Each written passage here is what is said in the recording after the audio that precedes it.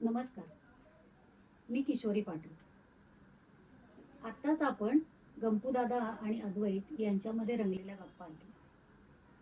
खरं तर इतकं छान गप्पा सत्र रंगलं होतं की संपूच नाही असं वाटत होतं. इतक्या मनोरंजनात्मक गप्पा मुलांशी मारता येतात हे गंपूदादांनी दाखवलंच आहे.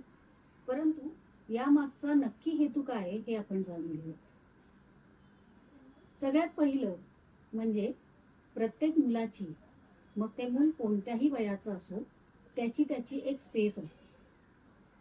ती स्पेस आपण पालक म्हणून, शिक्षक म्हणून मान्य केली पाहिजे. दुसरं, त्याच्या स्पेसमध्ये त्याच्या कलाने, त्याच्या आवडीच्या विषयाने अगदी हळुवारपणे आपण प्रवेश केला पाहिजे.